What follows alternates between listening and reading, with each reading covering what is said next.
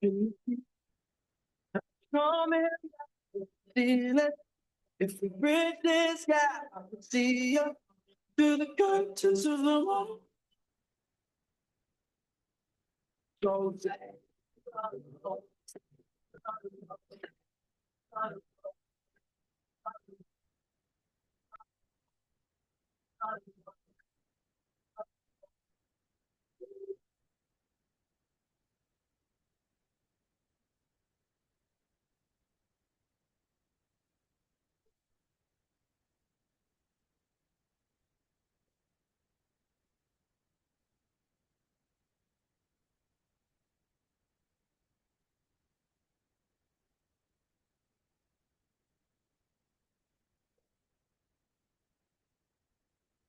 well, we crushed it, moved way too fast and we crushed it. But it's in the past, we can make that thing through the curtains of the wall. Go say, go say, go say, go say.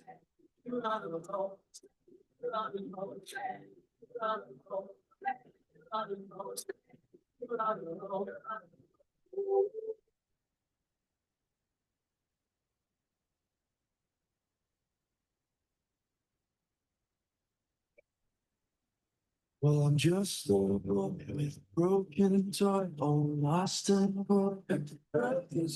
So it's here I'll stand as a broken man, but I found my friend. And I'm falling down, crashing sound, and you come around. Yeah, you right to me, and it sets a free, so I fall through the Please welcome Novia. Thank you, thank you. Selamat pagi teman-teman. Apa kabarnya hari ini? Dahsyat. Siap. Oke, give applause untuk teman-teman ya. Boleh teman-teman silakan duduk ya. Oke, oh ya, thank you banget ya. Oke, pertama-tama mungkin saya thank you ya. Saya diundang sama Ci Yuyu. Kalau sama Ci Yuyu saya nggak boleh nolak.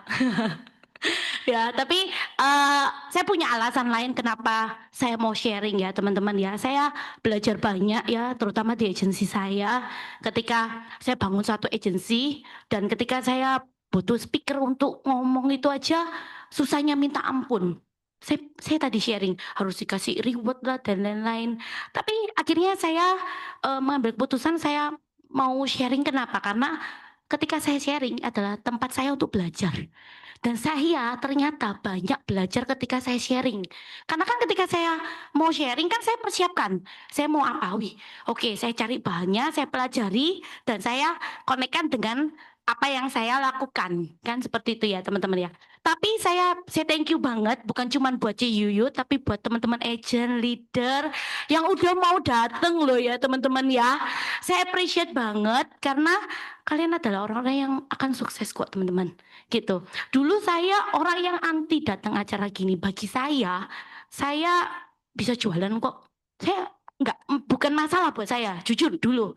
Tapi saya menemukan satu titik di mana saya udah capai, terus buat next. Ngapain lagi saya ini? Gitu loh. Ada saya satu titik udah kejar dulu saya Bali, Awum, terus habis itu kejar Rookie, saya pernah Star Club, Double Star Club, PCC saya lakukan semuanya gitu. Dan sampai satu titik saya udah nggak ngerti saya mau capek apa gitu. Oh ya sebelumnya saya sapa ya teman-teman yang di Zoom ya.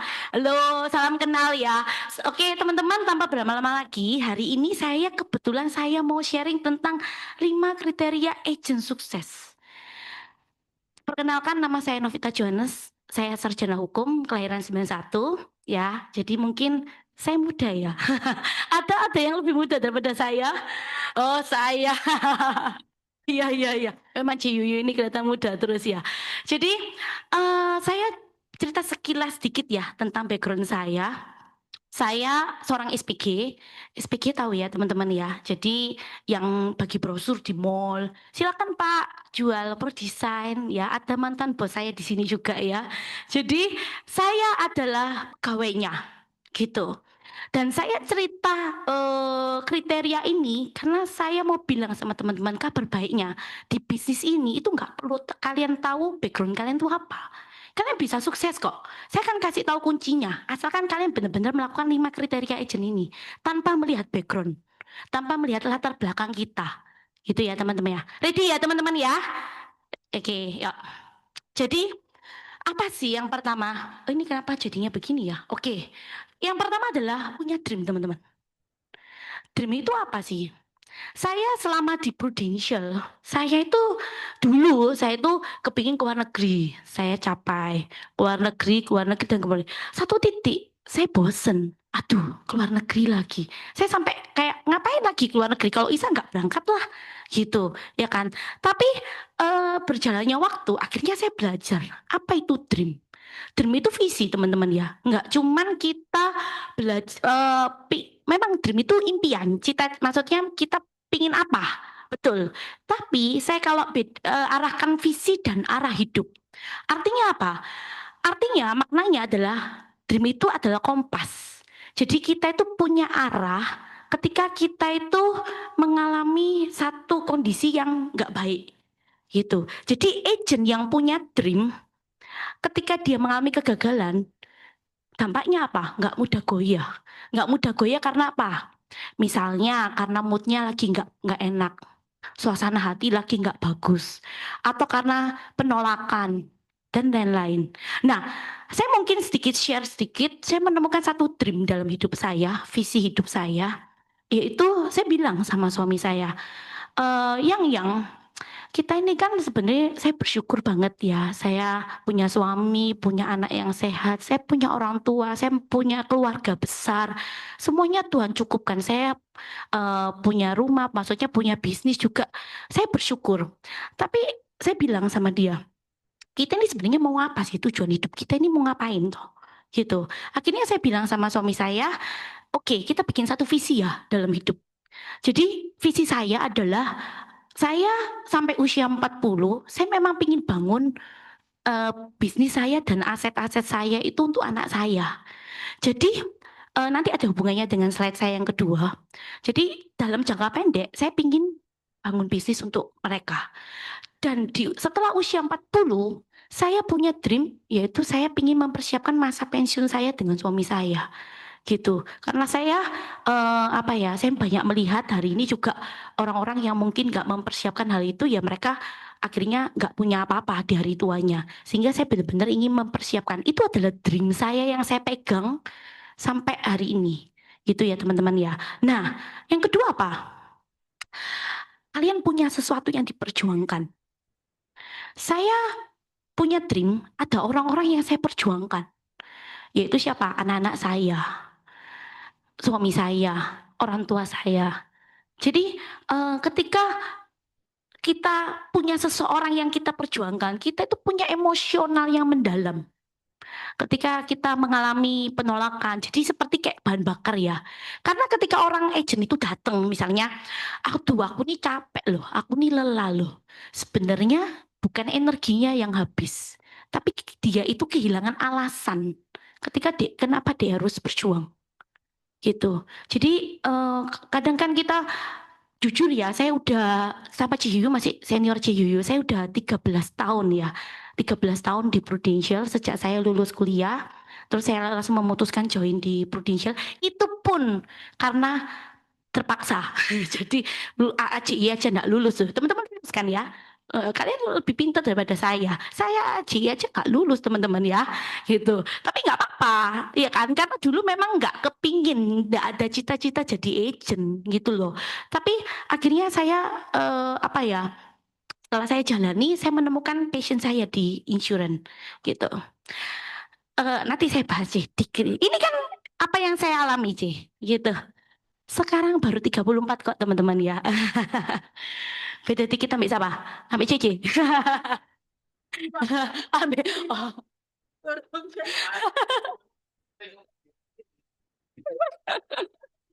Ya. Oh gitu ya. Ruru umur berapa ya, Ci ya? Oh enggak ya. 21. Oke. Nah, jadi ada sesuatu yang kita perjuangkan teman. Banyak hari ini leader-leader agent, mereka itu bukan berhenti berjuang. Mereka nggak punya ini, nggak punya dream dan nggak tahu apa yang mereka sedang perjuangkan. Motivasi internalnya nggak ada. Teman-teman selalu kita ini dipacu dengan motivasi eksternal. Dikasih reward lah dan lain-lain. It works, yes, it works. Tapi nggak long time gitu. Jadi ini yang saya bangun selama saya jadi agent. Ternyata saya punya seseorang yang saya perjuangkan sampai hari ini gitu. Dan setiap agent sukses itu saya pasti punya why yang kuat ya teman-teman ya gitu. Nah, pertanyaannya, teman-teman di sini punya nggak seseorang yang teman-teman perjuangkan?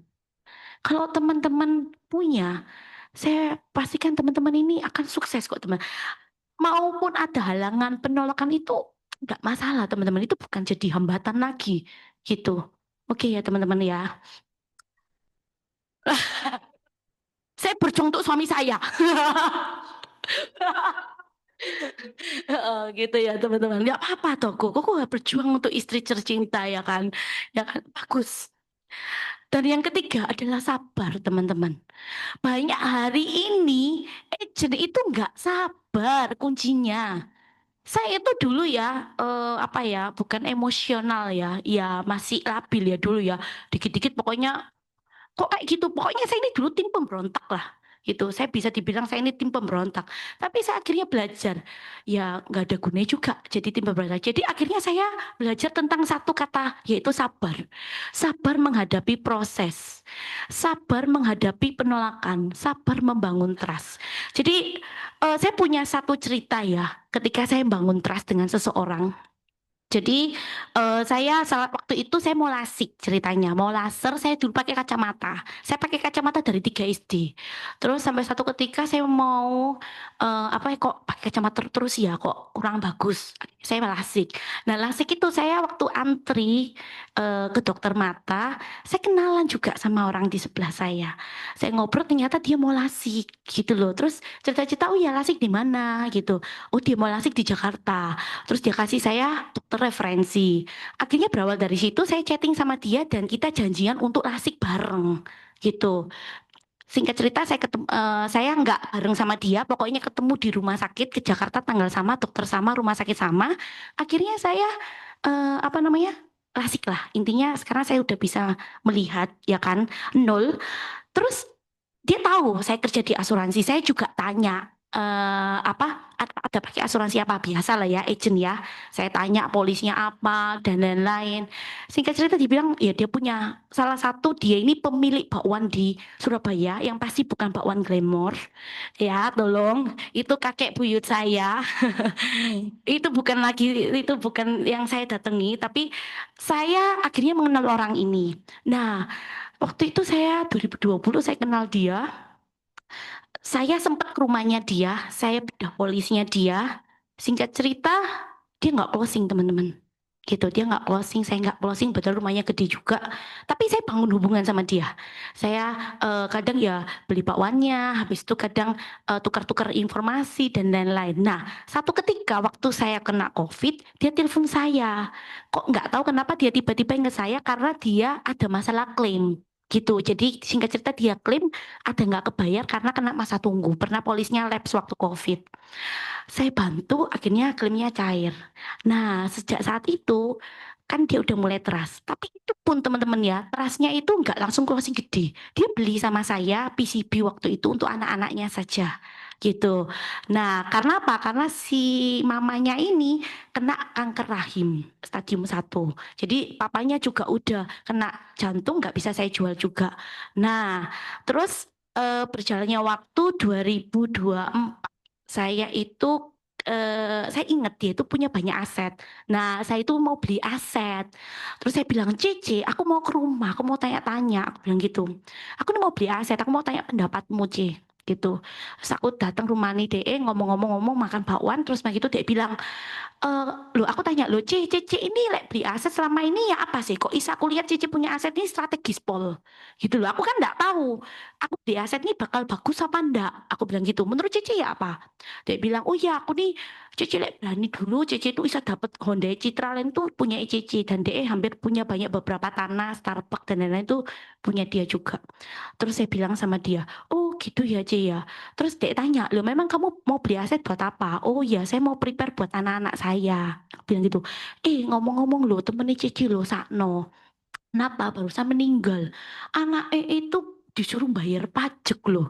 Kamu mulai beli aset itu ya hati-hati loh bayar pajaknya banyak loh. Dia bilang gitu. Oh iya Taji, kena berapa? Waktu itu hampir 2M, 3M lah. Oh iya iya iya. Loh tapi orangnya kan oleh punya aset segitu berarti kan harusnya punya uang. Tak bilang gitu. Loh iya punya uang, tapi kan nggak semuanya pegang uang cash. Dia bilang gitu. Oh lah terus siapa? Ya belum dibalik nama. Dia bilang gitu. Oh terus dia cerita lagi. Dia kasih tahu saya. Kalau dia itu kalau jual emas, misalnya kita beli emas 1M, dijual 1,5 M 500 jutanya kena pajak juga. Dia bilang, dia kasih tahu saya lah gitu. Terus akhirnya dari singkat cerita gitu saya ngomong, loh apa itu namanya kalau misalnya loh Cici tak lihat ya asetnya banyak. Aku bilang gitu. Lah memangnya Cici wis nyiapno pajak buat anak-anak ta? Ya itu Novi ya sih lagi nyiapno ini gitu. Ci, sebenarnya kita ada satu solusi loh buat Cece kalau Cece mau apa siap no pajak buat anak-anak yaitu aku cerita asuransi jiwa gitu. Singkat cerita dia bilang loh tapi aku nih pas kena cancer isa tak ajuin teman-teman kemarin itu dia nggak terlalu gede sih dia hitung-hitung pokoknya dia nyiapin 2,5 M itu dia bayar harusnya 180 juta kali 5 tapi karena dia dari riwayat kanker itu jadi 220 tapi masih oke kenaikannya nggak banyak diterima 220 dikali 5 jadi 1M lebih titik dapat 2,5 miliar waktu itu jadi saya mau cerita bahwa kadang bangun trust ya yang mungkin dikorek juga lakukan ya itu memang enggak cepet dulu teman-teman saya 4 tahun loh saya baru closing nih 200 juta lagi gitu loh saya lihat closingannya kok very korek saya ini nggak ada apa-apa gitu makanya aku tak pulang aja aku tak pulang aja lah ngapain aku di sini ya toh hopeless aku. Waduh, itu berjuang. Enggak. Dia scan kapan hari intinya dia habis kena kanker rahim, terus tak bilang toh, walaupun stadium 1 nggak kemo, Cici tetap harus rutin cek loh, aku bilang gitu. Terus dia PET scan di Jakarta, di Siloam, tak urus no kabeh, murah kok PET scan, mek 20 jutaan, aku pegang hasil PET scan-nya. Tak lihat bersih, ya wes, aku bilang tak ajuin aja. Sudah ndak ada penyebaran gitu. Waktu apanya, Cih? DE sakit 2023 setahun. 1 tahun. Jadi kalau nggak salah DE 2023 akhir aku ngajuno itu ya 2024-an lah. Pertengahan sampai akhir lah gitu. Jadi itu akhirnya sorry ngambilnya akhir. Soalnya ini mau jatuh tempo Desember gitu. Sing DE PET scan itu Juli gitu. Iya, itu saya coba ajukan ya akhirnya bisa closing. Jadi itu adalah apa ya? Saya belajar dari satu kata sabar, teman-teman. Kita nggak tahu loh sabar ini kapan gitu. Tapi ya kita sabar jalani prosesnya gitu.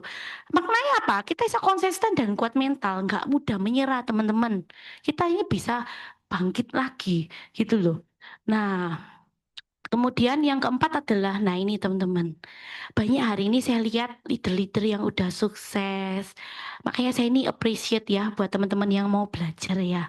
Karena kalau kita nggak bisa belajar, nggak punya kemampuan belajar teman-teman, percayalah kalian akan punah. Saya museumkan ya gitu ya. Saya hari ini belajar teman-teman gitu. Saya bermula dari orang yang nggak mau belajar jadi orang yang belajar karena saya merasakan perubahan ketika saya belajar gitu.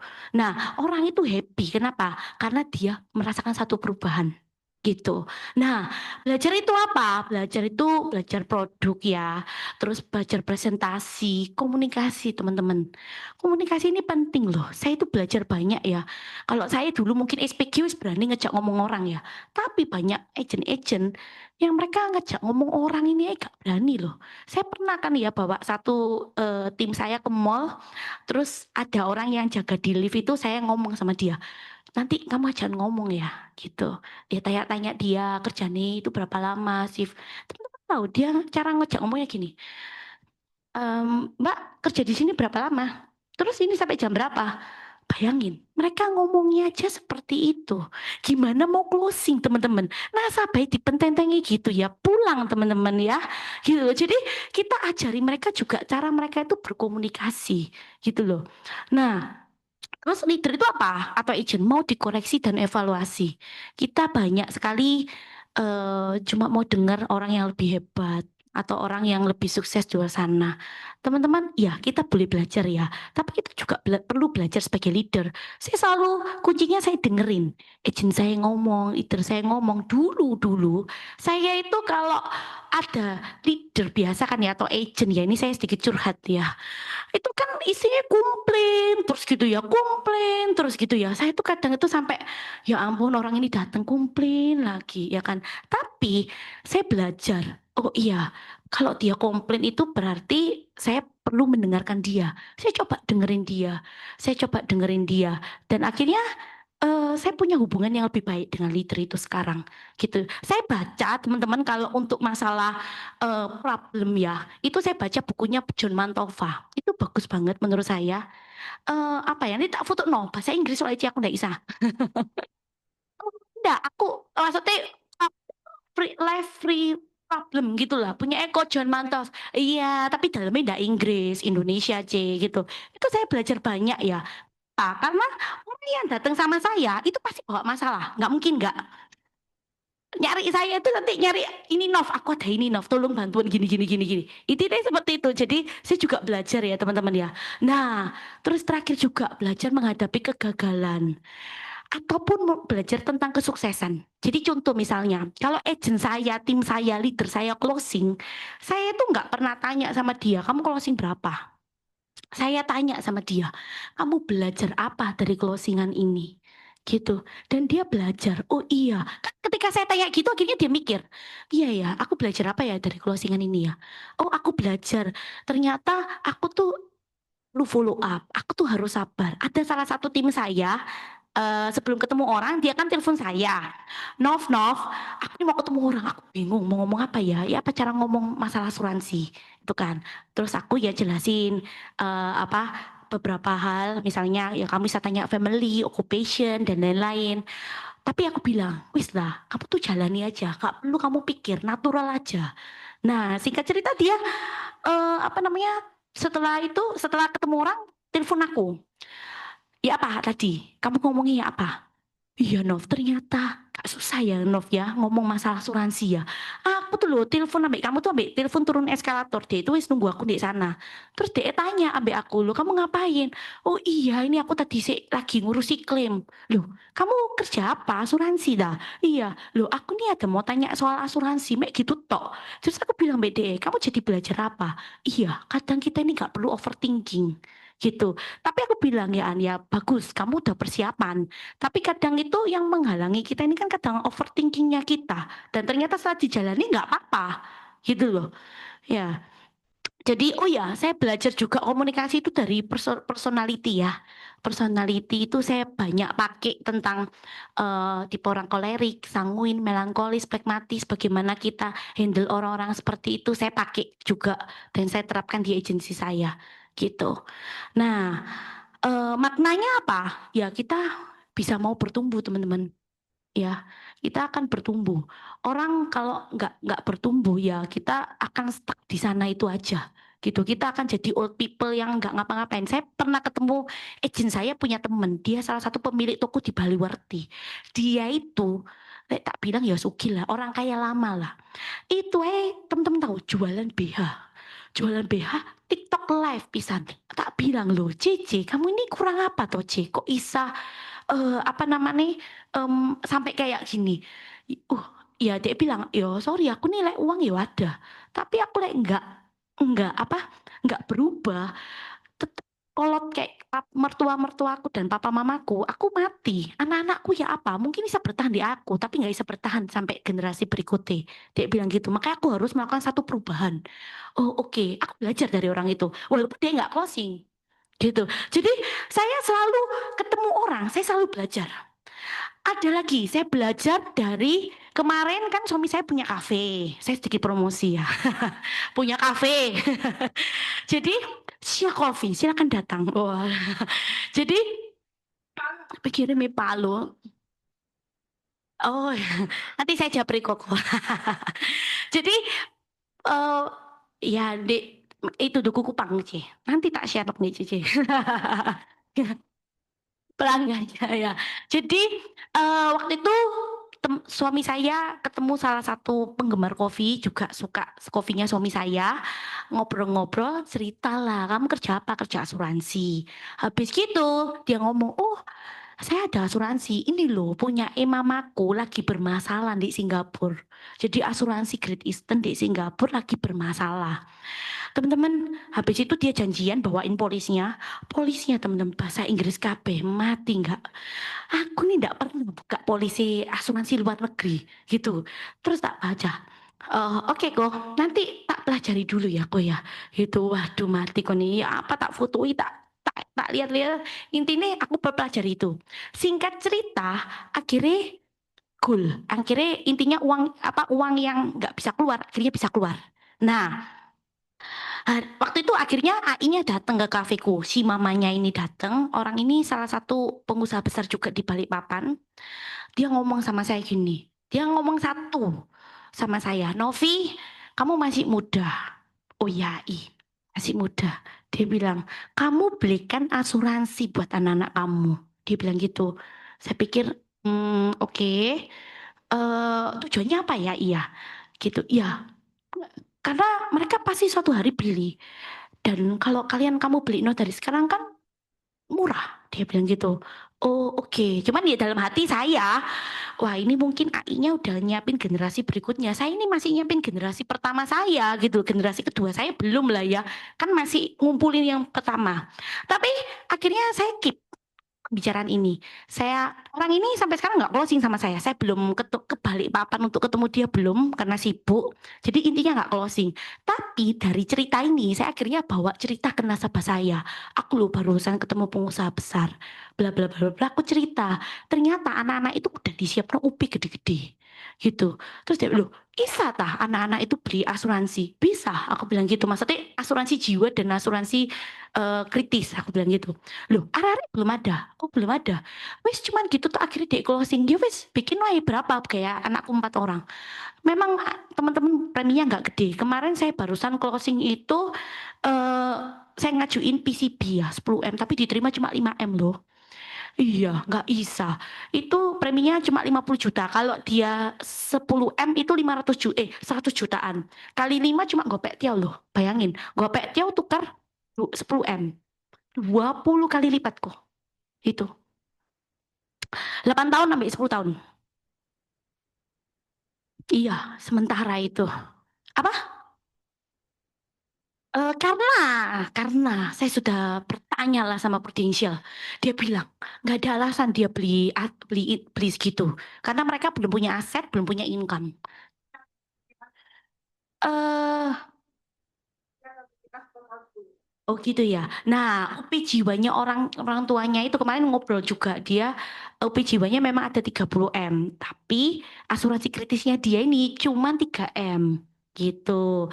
Nah, ini lagi ngelobi orang tuanya untuk beli. Thank you ya Yuyu ya. Kemarin juga diinfo kalau orang tuanya punya UP gitu nanti diajuin anaknya juga. Boleh.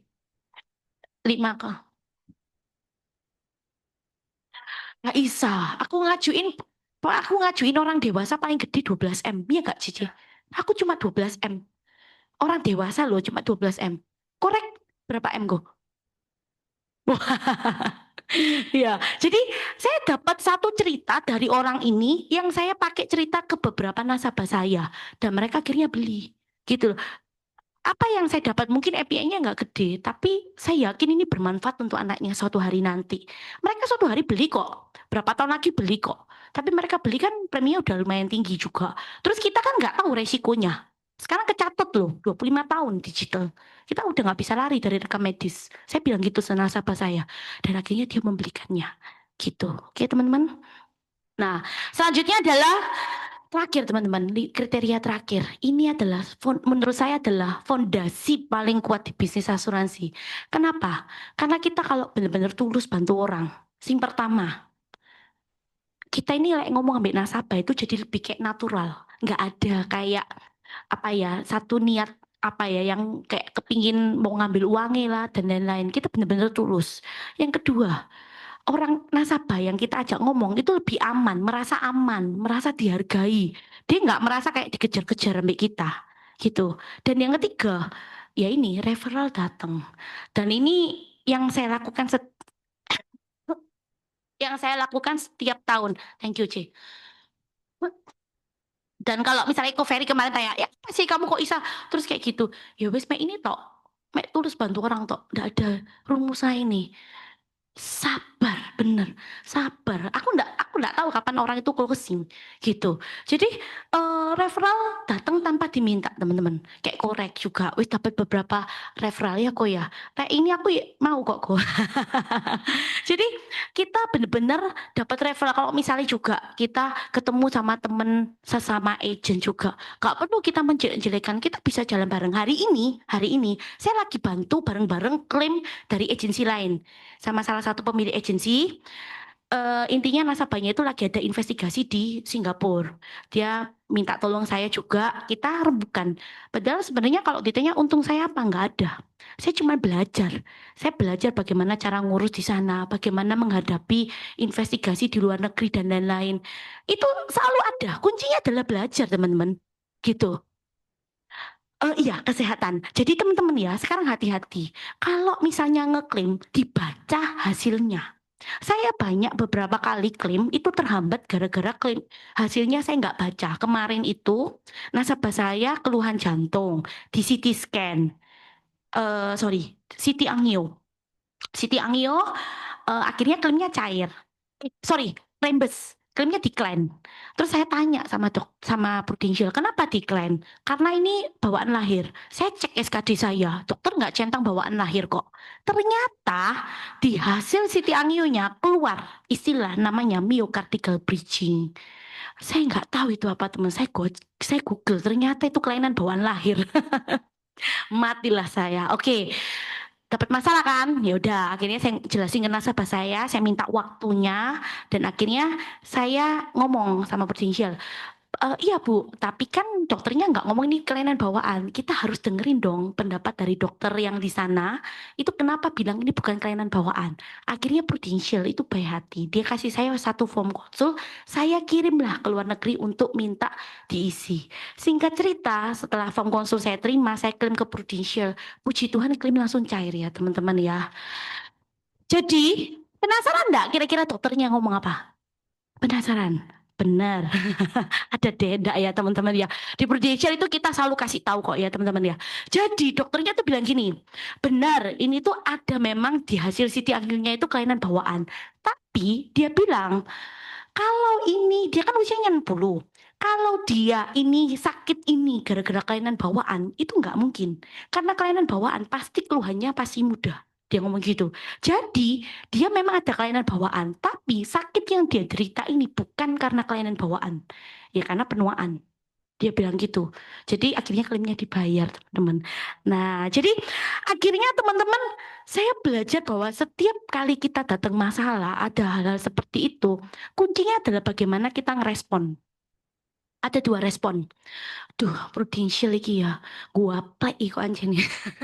Enggak ya, teman-teman ya. Ini orang dewek ya, teman-teman ya. Enggak direkam toh ya. Ini kok ya, kok kayak gini, mesti toh. Wangil kelimi kayak gini-gini. Respon pertama. Respon kedua, oke, kita cari tahu kenapa dan kita cari solusinya. Kalau kita direspon yang pertama, ya udah, matilah. N gitu. Tapi kalau kita memberikan respon yang positif, hasilnya positif teman.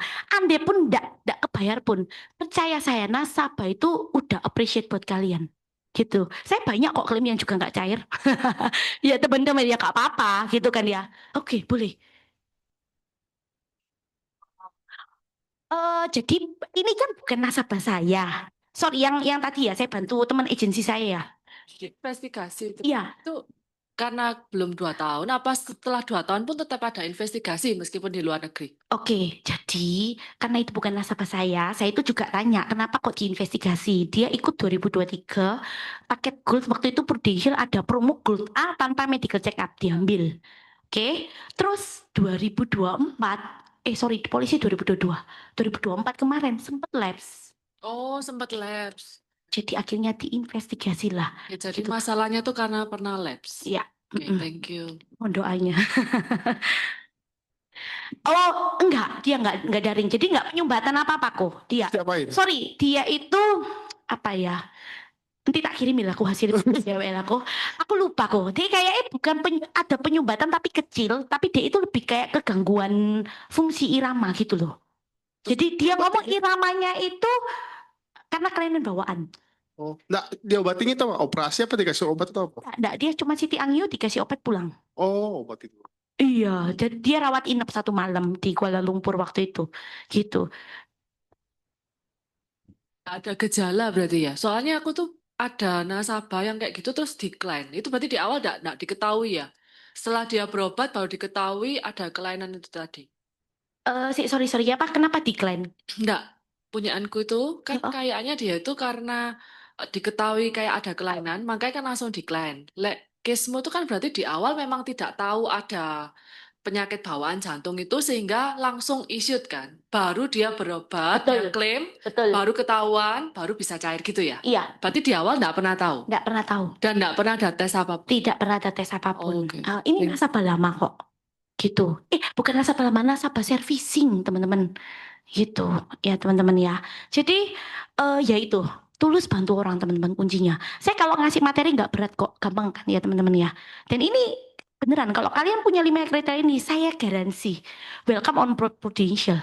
Gitu. Karena kalau teman-teman punya 5 ini, saya yakin teman-teman punya ketahanan yang kuat di Prudential. Dan saya yakin leader-leader hebat pasti punya ini semua. Gitu. Oke, fokus pada kebutuhan nasabah teman-teman ya, gitu. Fokus pada kebutuhan nasabah. Dampaknya ya kita dapat trust dan bisa repeat bisnisnya kita. Teman-teman banyak hari ini leader dan agent, mereka hanya closing sesaat, yang penting dapat uang, cuan dan sudah. Gitu, maksudnya tanpa mempertimbangkan kebutuhan nasabah ini. Saya banyak sekali melihat orang-orang yang kayak gini sukses, habis itu wis nggak ada. Gitu, karena mereka apa ya, ya mereka nggak ada hati aja untuk benar-benar bantu gitu. Oke, dan 5 kriteria ini kita ulangi, kita punya dream, kita punya purpose ya, sabar, belajar, tulus. Jika 5 ini ada, sukses itu cuma waktu teman-teman. Gitu. Saya yakin bahwa kalau kalian punya 5 ini, ya kalian akan jadi leader yang tangguh. Gitu. Nah, oke, setelah kita punya ini, sebenarnya kalau leader gimana? Ini menurut pendapat saya ya. Kalau tadi itu menurut kriteria sebagai agent yang sukses. Nah, bagaimana kalau leader? Menurut saya ada 4 kriteria leader sukses. Yang pertama adalah dia bisa memimpin diri sendiri dulu, teman-teman. Diri sendiri itu maksudnya gimana? Ada yang tahu nggak? Halo? Mimpin diri sendiri seperti apa? Coba. Disiplin, aktivitas. Ada lagi? Go Ferry? Ikut sistem. Oke. Oke. Jadi kalau saya simpulkan, memimpin diri sendiri itu ada 2. Bisa manajemen waktu dan uang, teman-teman. Sebelum kita memimpin orang lain, kita pimpin diri kita sendiri. Kita bisa ngatur waktunya kita enggak? Kita bisa ngatur uangnya kita enggak? Gitu. Kalau kita bisa memimpin itu, kita apa ya, maksudnya kita punya satu cara ketika kita ketemu orang, kita bisa kasih tahu dia karena kita ini udah ngelakukan.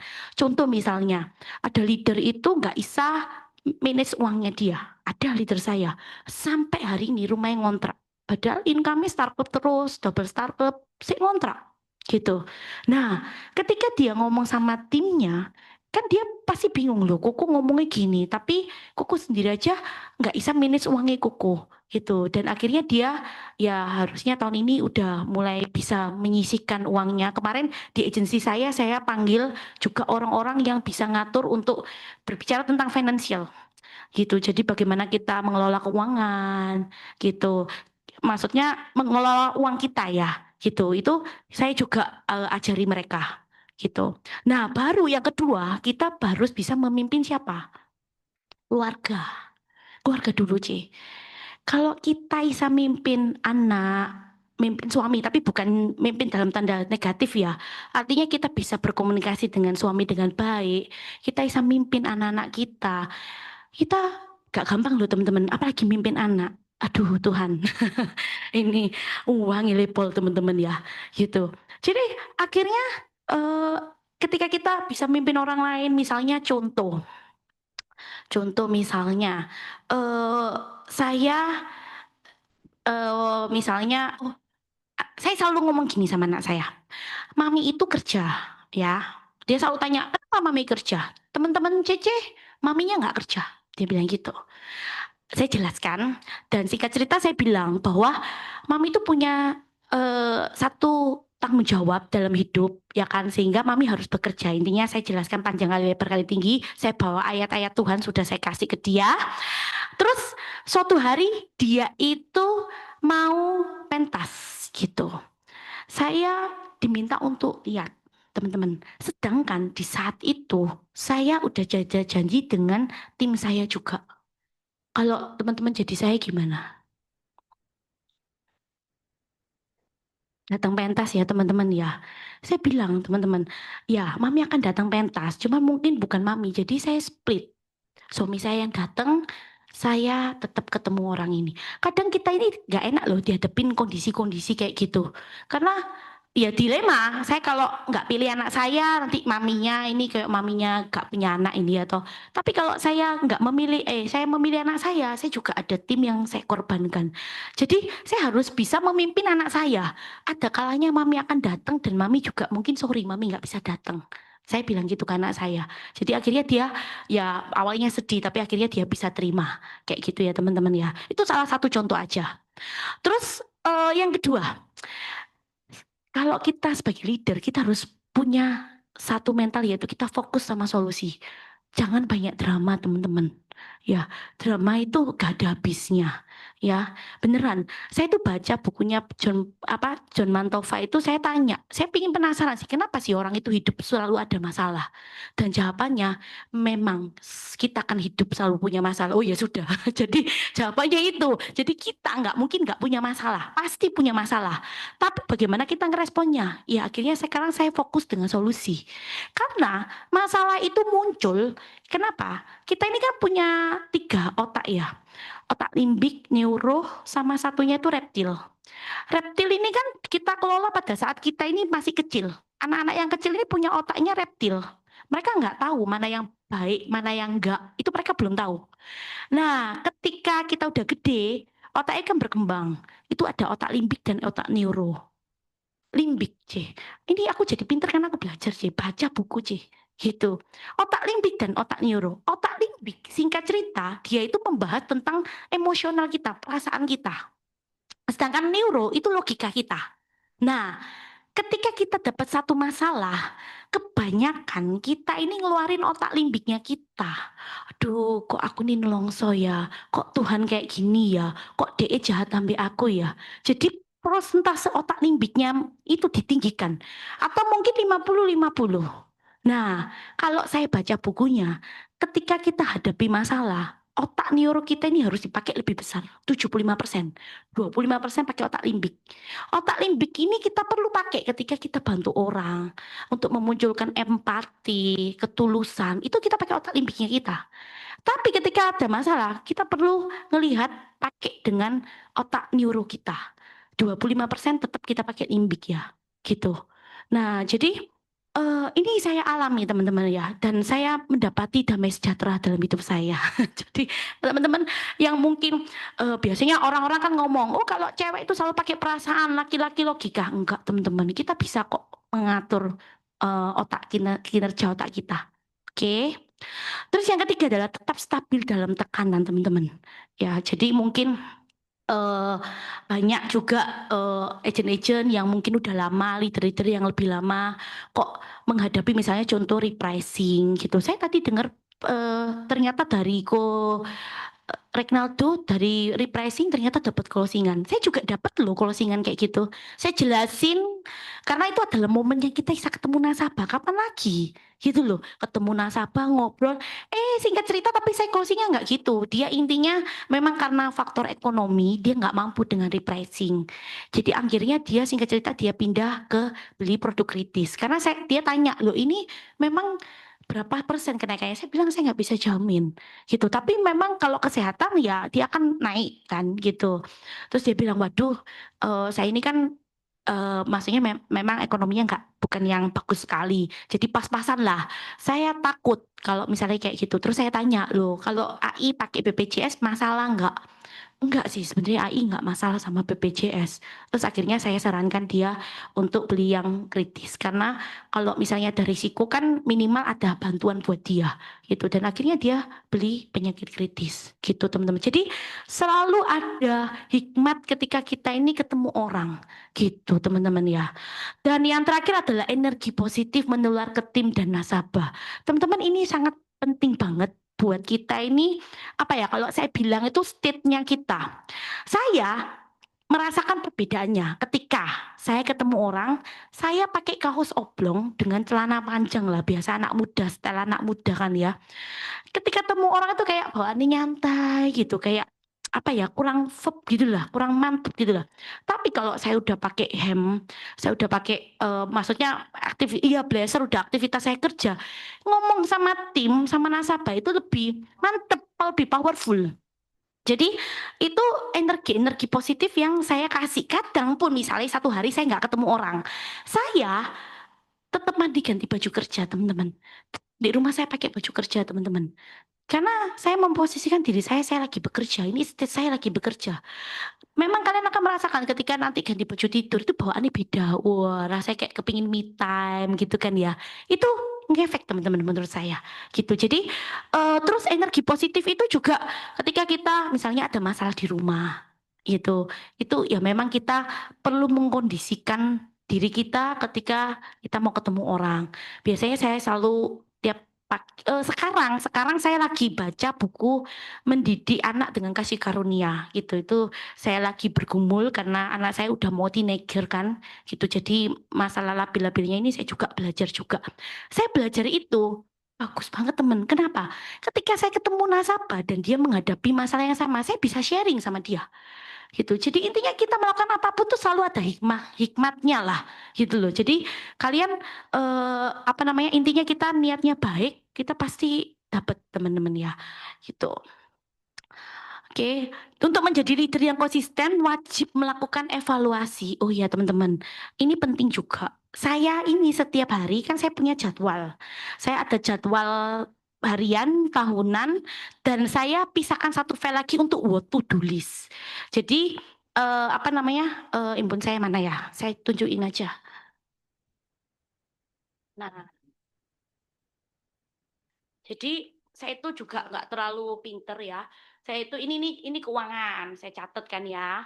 Terus biasanya closingan. Nah, closingan itu saya juga catat teman-teman. Kayak gini. Jadi Januari saya dapat omset berapa. Terus yang belum closing saya catat teman-teman. Yang saya udah sebar proposal, saya catat semua. Ini belum closing semua. Gitu. Kenapa? Ini penting banget ketika kita udah mepet-mepet deadline. Buntu teman-teman. Sungguhan, saya cuman buka ini dan sangat it burst banget. Oh iya, ini ya, nyata aku chat, nyata bisa closing. Sometimes kita nggak bisa semuanya naruh di kepala. Kita perlu cuma nulis saja kok. Gitu loh, nggak susah teman-teman. Habis bikin ilustrasi, tulis. Habis bikin ilustrasi, tulis. Nggak apa-apa dia belum closing, gitu. Nah, kalau jadwal saya, biasanya saya tulis kayak gini. Ini ada note-note untuk Desember, Januari, Maret. Kadang kan ada nasabah, inget no aku ya pembayaranku tahun depan bulan berapa. Tak lihat jatuh tempo tak catet. Jadi misalnya Juni 2026, reminder Su Leong, wes catet gitu tok. Soalnya aku ya lupa gitu loh. Gak bisa diingat semua. Terus saya selalu nyatet ini Jumat, Sabtu, Senin, Selasa, Rabu. Setiap hari kalau saya udah nulis malam, saya pindahin di what to do list. Ini nanti kerjaan saya sisanya ngurus pajak dan lain-lain malam pulang dari sini saya urus gitu. Jadi apa saya merasa lebih apa ya lebih enak punya agenda gitu dan saya setelah itu saya tulis dalam buku. Saya evaluasi awalnya saya bulanan. Jadi sak bulan ini aku ngapain aja, tak lihat omsetku segini. Oh, aku nih kebanyakan olahraga. Oh, aku nih kebanyakan sosialita kapan hari. Pernah aku nih ngikuti sosialita sana sini ya toh, gitu. Tapi maksudnya ya tetap omset ada, tapi saya bisa mereview. Oh, ternyata saya sosialita saya kebanyakan. Oke, saya bagi ya. Terus juga saya nggak ada olahraga. Ini nggak baik juga teman-teman ya. Gitu. Memang jangan lihat tubuh saya, ya kan? Sekarang saya itu punya visi saya olahraga. Teman-teman percaya saya ini banyak ketemu nasabah yang tua-tua ya. Saya membedakan orang yang olahraga sama nggak olahraga. Mama saya contohnya nggak pernah olahraga. Saya lihat tuanya dia seperti apa. Dan nasabah saya yang dia olahraga memang ngejreng gitu loh. Jadi saya lihat, oh beda ya. Oke, berarti sekarang saya punya alasan yang kuat. Ketika saya berolahraga, kan buat saya itu punya tubuh seksi dan lain-lain. Bagi saya nggak ngefek gitu loh. Tapi ketika saya pingin bangun otot saya untuk masa depan supaya saya bisa, masa suami saya olahraga terus aku pakai kursi roda kan nggak lucu ya toh. Jadi kan akhirnya saya kan ini berpikir oke, saya pingin bangun otot saya supaya saya hari tua saya kerja keras hari ini saya bisa menikmati hari tua saya begitu teman. Itu sehingga akhirnya saya punya alasan untuk berolahraga gitu. Dari dulu Antoni selalu ngomong kamu ini nggak olahraga kapan kurusnya. Oh iya, gak ngefek buat aku. Karena bagiku, ya itu kan pendapatmu, bukan aku. Gitu, bukan goalku. Tapi ketika saya menemukan satu motivasi internal, kenapa saya berolahraga, saya lakukan. Gitu. Oke, teman-teman. Oke. Nah, jadi teman-teman mungkin bisa lakukan evaluasi review mingguan dengan leader juga, ya kan? Ini saya lakukan ya sama tim saya juga. Ayo 1 minggu random jak ketemu ngapain aja seminggu ini belajar apa oh misalnya oh iya aku nih lagi sakit oh iya sakit apa gitu oh iya iya iya sudah kirim vitamin saya punya satu tim dia ini kan cari saya Cici tolong bantuin po oh hari ini lo tak WA gak pernah dibales dan saya tanya memang kamu WA itu ngomong apa loh ya aku nih perlu kejelasan deh ini apa mau kejar apa enggak. Oh, oke oke. Sometimes teman-teman ya, orang itu merasa bahwa ada beberapa tipe orang kayak pragmatis, itu memang mereka nggak bisa dikejar, nggak bisa di-push, gitu. Mereka merasa terintervensi. Nah, ketika saya lihat timnya dia ini memang orang-orang pragma.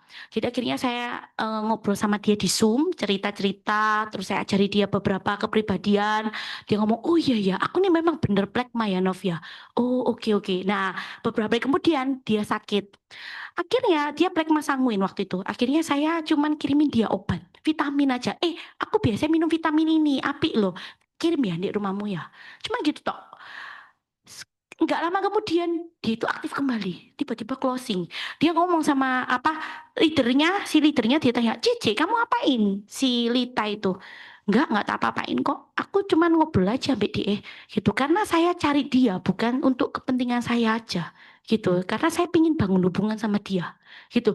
Terakhir kemarin saya itu closing gak bisa teman-teman pakai cekatan mati kon. Ya apa akhirnya saya tanya ambek dia ngasih saya cara. Terus dia sempat tanya sampai full up saya loh. Nov, kamu wis isa tah cekatan nih. Sampai scare itu dia sama saya. Itu. Teman-teman kita kalau mau bangun hubungan yang baik, ada 4 kuncinya. Yang pertama adalah selfless ya. Selfless itu artinya kita menolong orang tanpa pamrih ya. Yang kedua itu humility. Kita punya sikap rendah hati. Banyak leader, agent di luar sana itu mereka dengan segala pride-nya mereka ngomong di depan gitu. Yang ketiga, mereka care. Care itu kunci utama kita bangun hubungan. Dan yang keempat, forgiveness. Kita bisa saling memaafkan. Namanya orang nggak pernah kok nggak berbuat salah. Saya pun kalau berbuat salah saya juga akan minta maaf kok gitu. Jadi kalau saya bangun hubungan itu dengan agent dengan tim saya seperti itu. Selfless, humility, selfless tanpa pamrih. Membantu orang tanpa pamrih. Banyak hari ini orang aku bantu dia aku dapat apa ya nggak apa-apa. Kita nggak pernah tahu dari tangan mana kita dibantu gitu. Rendah hati gitu. Jadi leader itu saya belajar banyak. Kuncinya cuma satu, mau dengerin. Kita cuma perlu nyiapin kuping tok untuk dengerin mereka gitu. Banyak orang hari ini kayak saya ngomong gitu ya. Saya ini kan evaluasi. Aku nih kadang lek ngomong mbek bojoku sampai berbusa gak didengerno. Terus akhirnya aku ngamuk. Pertanyaan nih, masalahku ini masalah yang topik tak obrolin apa gara-gara aku nggak didengerno, gara-gara nggak dituruti. Sing bikin aku ngamuk. Apa teman-teman? Nggak didengar nih, nggak jadi sebenarnya topik masalahku ambek bojoku ini nggak apa-apa, tapi gara-gara nggak didengar ya aku ngamuk dewek gitu. Jadi ya kita perlu belajar untuk mendengarkan gitu. Oke, mendengarkan.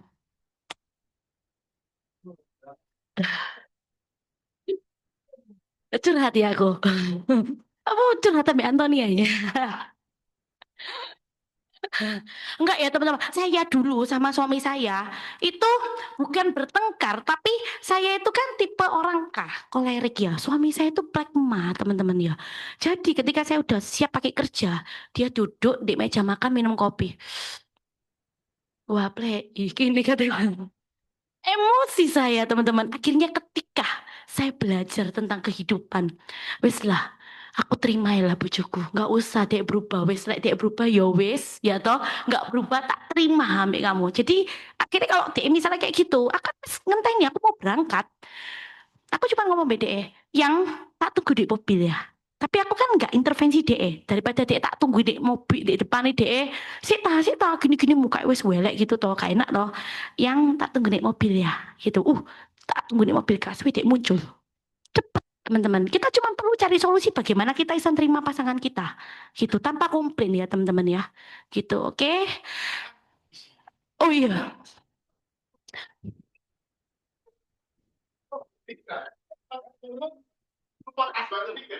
Oh, kalau itu sudah biasa kok. Itu salah satu penyakit suami saya lupa. Saya kalau pergi sama dia, kemarin pergi toh, terus aku tanya, yang tolong periksa pelan-pelan, sabar, pelan-pelan, cek satu-satu. Ini ada ketinggalan enggak? Terus dia bilang, sudah aman. Baru keluar dari komplek rumah lampu merah. Terus dia itu noleh. Dia bilang gitu, ekspresinya udah gitu. Aku lihat, apa oh, ketinggalan ya tak bilang gitu iya ketinggalan ya wis gak apa-apa wis takut saya marah nanti tak gojek nuai oh gak apa-apa ini kan sih deket putar balik aja pengen sabar dan mati Tuhan wis tak omong nih Tuhan kok ya gitu akhirnya putar balik toh wis mari dimasuk no dicek wis ya dicek baik-baik gak ada ya terus lagi gitu jalan lagi keluar tutup di jalan tahu dek ngapain aduh lagi lagi celana aku ketinggalan mati kok jadi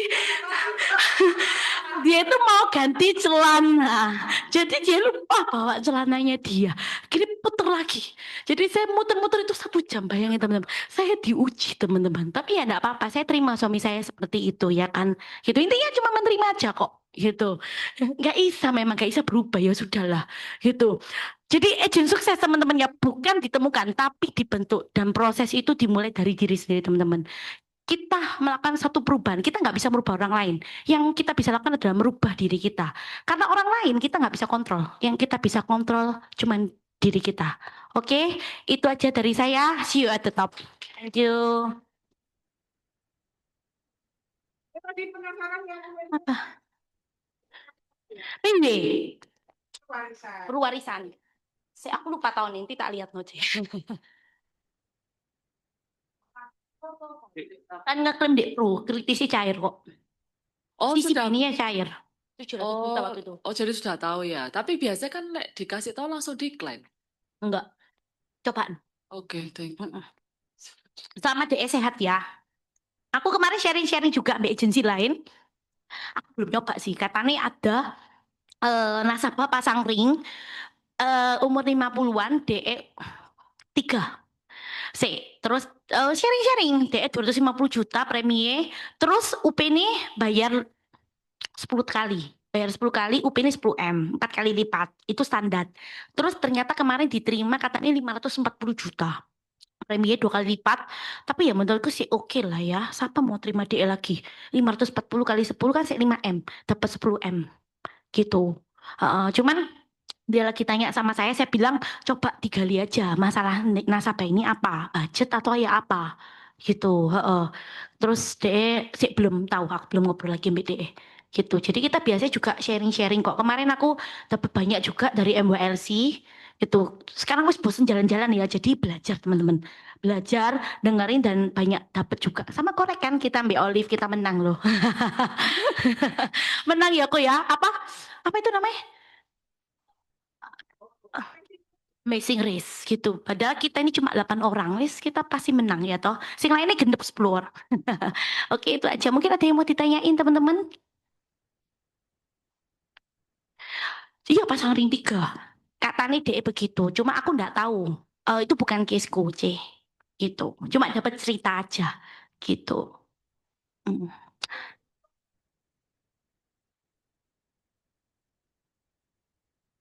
Untuk final sprint ini kira-kira ada sales idea apa yang Novi bisa sharing buat kita? Itu aja. Aku Thank juga you. sebagi nolo C, sing Hah? jual kritis UP Iya. anak-anak. Apa ya? Ya Presentasi? presentasi aku jarang presentasi sih. Aku bukan Jadi orang, dari storytelling aja ya. juga orang data. Oke. Gitu. Aku nggak bisa, bukan nggak bisa sih ya. Apa namanya intinya aku kalau mungkin pekerjaan aku sih bisa rapi ya. Tapi kalau kayak data-data, jujur aku nih agak lemot di sana gitu. Tapi aku ini nggak pernah ngitung-ngitung angka mbek nasabahku gitu. Makanya mungkin aku belajar dari Cici mari gini. Oke, dalam setiap harinya aktivitas apakah ada target minimal harus ketemu berapa orang? Kalau target enggak, tapi aku selalu punya evaluasi itu toh. Jadi tiap minggu itu aku wis tahu besok aku ngapain, ketemu siapa, Rebu ngapain, ketemu siapa. Kalau ada beberapa hari, maksudnya 1-2 hari nggak ketemu orang, ya wis aku pakai bener-bener Jar, belajar. baca. Habis itu apa mungkin apa ya, maksudnya kayak evaluasi diri, ngobrol mbak bojo gitu. Terus habis itu aku kadang itu ngurusi nasabah. Sekarang kan aku lebih banyak ngurusi agensi. Jadi aku sekarang mau nggak terlalu banyak mau selling gitu. Jadi apa itu namanya kemarin kayak aku pergi keluar pulau gitu biasa aku sampai 2 minggu itu cuma 3 hari tok gitu. Pokoknya aku kunjungan nanti sisanya baru prospek di Surabaya. Sekarang kan enak wis ada cekatan gitu, wis ada ini kan lebih gampang toh gitu. Oke, Oke. Ya, aku tuh tanya tadi, tanya pertanyaan yang sama sih yang sebelumnya. apa Ci? Kan kamu kan COT, TOT kayak gitu-gitu. Dan maksudnya kalau misalkan sekali, 2 kali mungkin ya bisa diomong entah dapat Kebetulan. jackpot apa kayak Oh, gitu-gitulah. Tapi kalau sudah sampai berapa kali kamu? 7 kali kayaknya ya, berapa kali? 2017, 17, 18, 19, 20, 21, 9 tahun harusnya aku. Wah, nah itu kan berarti kan bukan suatu kebetulan, bukan suatu jackpot yang ya setahun 2 tahun dapat apa kayak gitu-gitu. Nah itu ya apa? Kamu kan berarti kan sudah tahu polanya gitu loh. Aku polanya iya. kayak gini-gini, apa caranya? Apa? Kan nggak mungkin juga, maksudnya dari 9 kali itu ini mek nasabah yang sama semua, kan juga nggak mungkin. Iya, gitu. iya.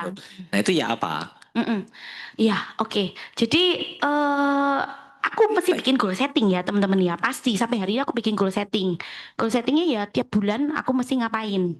Maksudnya capai omset berapa itu selalu ada angka gitu.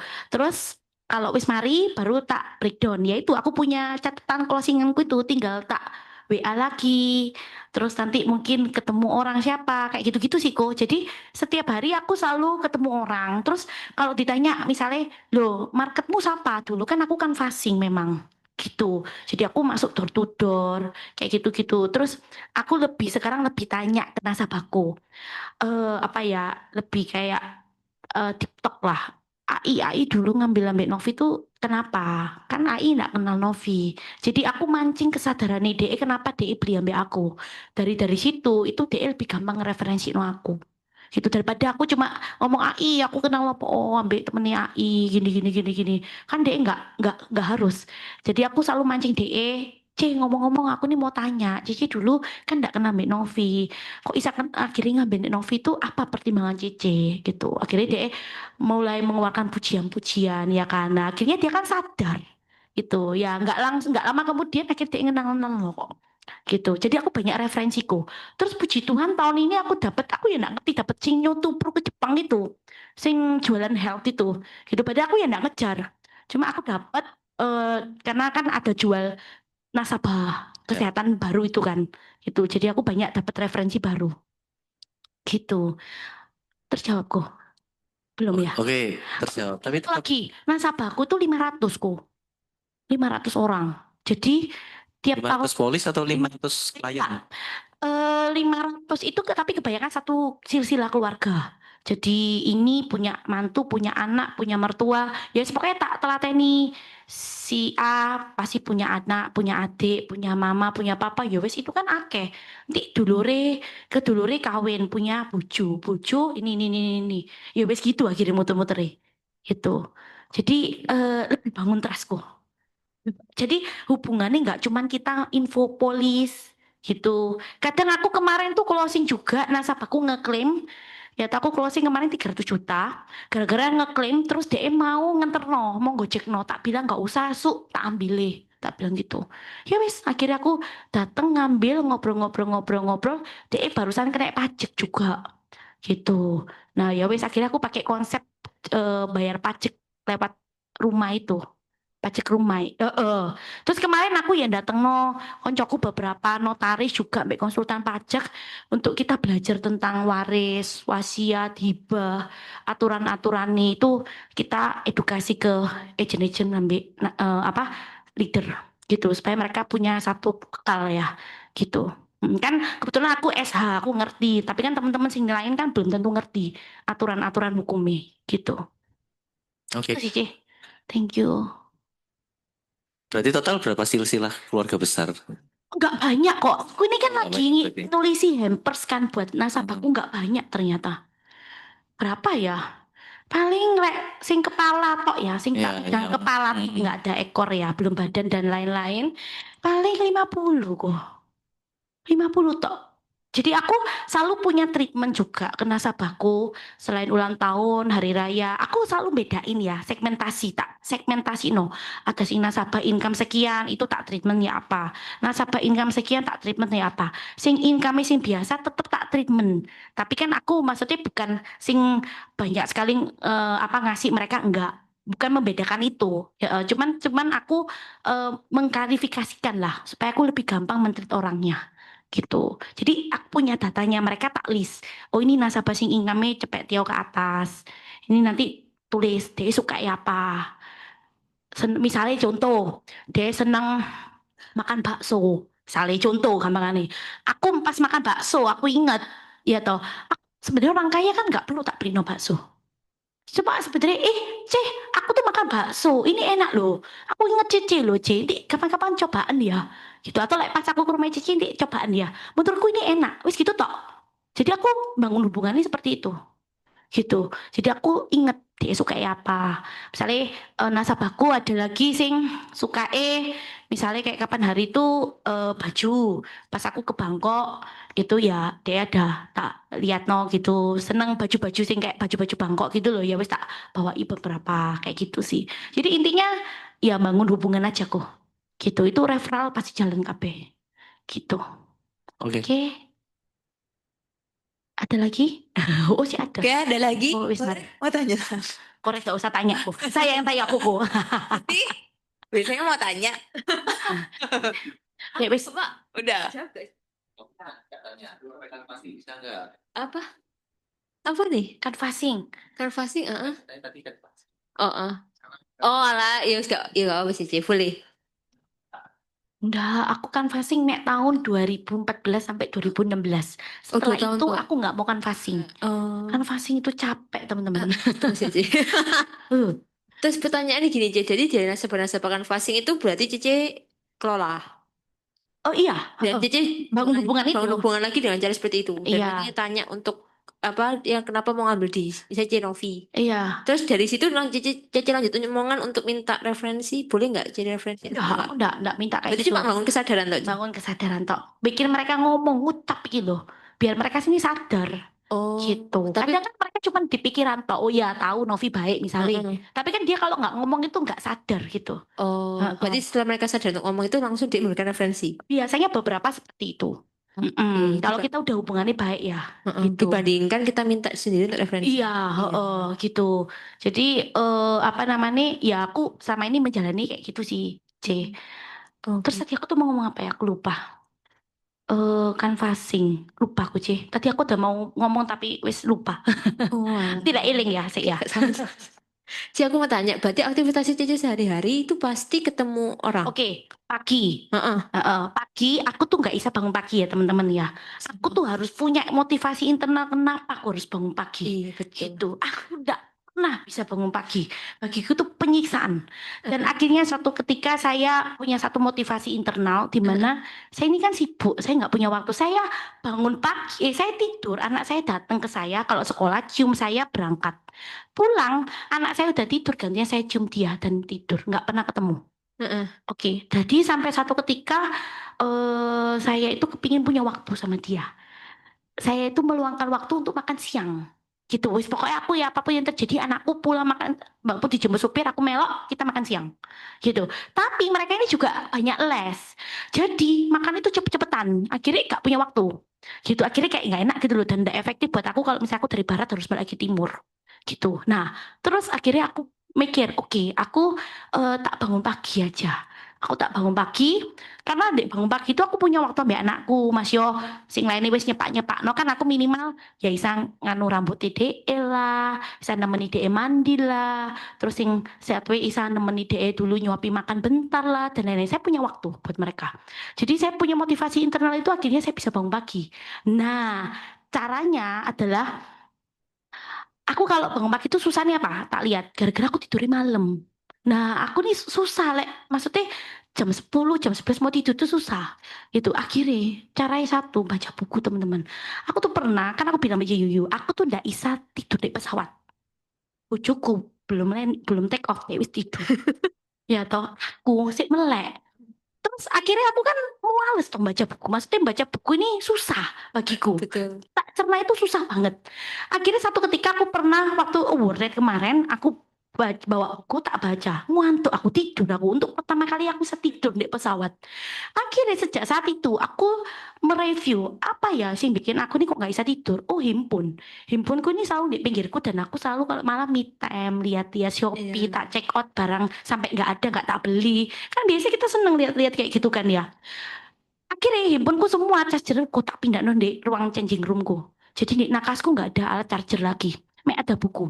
Jadi tak jauh no barang-barang sing iya bikin aku nggak bisa tidur. Akhirnya tak taruh sana aku kan males lah harus berdiri ngambil handphone lagi. Nanti like, mau tidur ngecas lagi kan males. Nah sejak saat itu akhirnya aku punya habit untuk aku bisa tidur cepet. Gitu pokoknya aku nggak bisa tidur cepet baca buku satu dua halaman ngantuk tak taruh tidur wisan bangun pagi. Nah akhirnya aku kebentuk habit itu. Nah, itu aku tahu dari mana aku baca buku Atomic Habit gitu. Jadi aku belajar dari buku juga teman-teman. Jadi menghilangkan kebiasaan jelek. Terus kebiasaan jelek ini nggak bisa langsung dihilangkan, tapi ditumpuk. Ditumpuk dengan kebiasaan-kebiasaan baik gitu. Dan itu yang aku lakukan. Akhirnya sekarang aku bisa. Terus akhirnya kan aku pagi sama anak-anak lebih happy lah gitu. Akhirnya pagi aku ngurusi anak jam 7. Kan nggak mungkin anak Sabah. Ada waktu olahraga sampai jam 8-an. Jam 8 WAB buka wes langsung kerja. Jam 8 sampai ya sekarang aku jarang pulang sampai malam jam 6 itu aku pulang. Jadi aku malam aku biasanya makan malam. Cuma ini aku untuk ya agensi aku ninggal anakku. Tadi aku ditegur sama anakku. Dia lagi, iya nak, mami ada janji ya nak ya gitu. Oh, oh. Gitu ya teman-teman ya. Jadi aktivitasku setiap hari kayak gitu. Pokoknya kalau nggak ke kantor, aku ke kafeku. Nanti kan di situ kan ketemu orang. Ya ini, pokoknya belajar nyapa orang aja. Gak gampang loh kita nyapa orang. Mau buka omongan sampai orang ini Iya, benar. nggak gampang. Kita mesti ngelatih. Nah, latihan sampai orang-orang sing maksudnya sorry di bawah kita. Di bawah kita itu bukan kita mengkategorikan kelasnya ya. Kita ngomong ambek sing misalnya penjaga kamar mandi, penjaga lift, ajaan ngomong aja sih. Kita latihan supaya kita ini luwes ngomong ambek mereka. Mm-mm. Gitu. Jadi nanti ketika kita ini ketemu ambek orang, ini kita lebih gampang. Terus kita luwes juga muji orang, teman-teman. Ojo gampang ngilokno orang, tok muji orang nggak gampang loh. Gitu loh. Kita muji, wah Cici ini apa maksudnya kerjanya ini ya. Aku seneng loh Cici ini misalnya mbaknya ini saya lihat rajin banget. Terus setiap kali kita keluar itu dibilang terima kasih dan lain-lain. Kita puji dia. Gitu. Itu kan berkat teman-teman ya. Gitu. Dia happy, aku happy. Gitu kan ya. Gitu sih. Jadi setiap hari selalu ada jam kerja. Sabtu jam ngantor sampai jam 1 sudah itu naruh kerjaan sampai Minggu sama anak-anak. Gitu. Oke. Heeh. C berarti kebanyakan kok nggak aku dari nangkep cerita Cece berarti banyak berubah karena baca buku. Buku salah satu membantu saya juga. Terus aku juga banyak lah belajar dari YouTube. Kan sekarang gampang, kamu pingin apa cari aja di YouTube, belajar dari situ. Belajar apapun kadang juga ChatGPT bisa tanya gitu. Heeh. Jadi nggak terpatok ambil buku ya gitu. Soalnya aku nih like, baca buku jujur, sing lain menurutku berat. Atomic Habit aja aku sampai bab 2. Sik belum tak lanjut lagi, berat bahasa ide gitu. Sing aku bisa masuk ya, sing bukunya John Mantelfa itu. Ini sih aku lagi pelajari. Terus aku belajar buku Insecure juga, itu bagus. Itu Insecure. Kita kenapa sih orang suka menyalahkan orang? Mereka ini insecure. Mereka sebelum mereka disalahkan, mereka tuh udah langsung nyalahkan orang dulu, gitu. Playing victim, bermental korban, gitu-gitu. Kita akhirnya belajar tahu, oh kita ketemu orang, oke tahu orang ini lagi bermental korban. Oh iya ya, ya udah, gitu. Jadi itu pengetahuan buat kita, itu baca buku. Jadi disesuaikan ambil kebutuhanmu, C. Gitu, aku nggak tahu kebutuhanmu apa. Terus upgrade aja, misalnya kayak aku nih kepingin belajar Mandarin, tapi kapan hari aku nggak naik kelas, jadi nggak tak lanjut. Gak bisa Mandarin aku melok sincung toh, angel ternyata, masuk dapat 47. Wes, bola wes gak usah belajar lagi Mandarin, wes nanti aja. Oke. Gitu, tapi dari situ akhirnya kenal orang-orang loh, punya kenalan loh di sana. Oke sih. Ci, terus Iya. mau tanya dong, Cici sampai sekarang berarti fokus rekrut selling or Lebih banyak ke agensi sekarang. kalau aku boleh Banyak. tahu Ci, apa KPM? Oh KPM mana? Iya, suami saya. Oh, Saya itu adalah agent. Ci mau tanya, untuk masalah BOP rekrut siapa? Aku belajar. Cuma memang kalau aku lihat ya, sekarang itu mungkin problem kita itu juga semua sama direkrut ya. Tapi aku belajar bahwa sekarang itu kalau kita selling, itu kita isi-isa ngejar, kita jemput bola. Tapi kalau rekrut itu memang kita ini attract, narik mereka, magnet. Jadi kenapa kok dia harus ikut kita? Gitu ya, kenapa follow kita ini kenapa itu karena sekarang itu peluang banyak di luar sana, kenapa dia harus jalani di asuransi kalau dia nggak punya hubungan ikatan yang kuat dengan kita gitu. Jadi yang aku sekarang lakukan adalah membangun hubungan ini mereka dulu gitu. Leaderku, agent-agentku sing hampir-hampir punah aku ajak ketemu, bangun hubungan kayak gitu. Ya pelan-pelan sih, tapi bangun hubungan bukan hanya ngomongin masalah omset ya, gitu. Jadi cerita-cerita gitu ya apa dan tanya-tanya juga usaha DE, tanya-tanya keluarga DE ya gitu-gitulah. Sharing-sharing. Tapi aku nih heran, aku nih nggak pernah bahas asuransi. Tapi ketika orang ini ketemu aku mesti tanya asuransi, padahal aku nggak mau loh. Itu bukan salahku. Iya. Muka prudensial gini. Sungguh aku tuh tidak pernah ngomong masalah asuransi. Tapi dia tiba-tiba ngomong, oh iya ini misalnya aku ada dulurku kayak gini nih ya apa ya Nov. Tuh. Terus sekarang leader sing lama-lama, sing wis atos-atos, ya toh aku deketi spusnya. Gitu. Jadi beberapa ini aku spusnya dapet. Kan anaknya udah gede-gede kayak anakku. Spusnya udah tak aktifin lagi. Gitu. Jadi kan kadang kalau kita ngomong sama sesama leader juga, mereka ini kan udah punya satu prinsip ya pendirian ya nggak apa-apa, aku nggak menolak, ya tak terima ambil aku, gitu. Cuman aku perlu membangun hubungan juga ambil istri. Nah ini beberapa leaderku ini istri ini mulai aktif, gitu. Mulai aku ngarakno ke sana juga, gitu. Oke, thank you C. Thank you. Oke, thank you sekali Thank you, lagi Ceng. kita kasih big applause ya Thank buat you, Novi thank you, yang thank luar you. biasa. Berarti lain kali tahun depan kita undang lagi boleh ya? Siap, Nanti datang kok. nanti special class bagaimana cara untuk melakukan approaching dengan agent-agent lama, benar ya? Boleh, ya. boleh, Nah, boleh. ikut sekali ya. Kita kasih big applause sekali lagi. Thank you, Buat thank you. Novi, thank you ya. Yuk sama kita ucapkan thank you.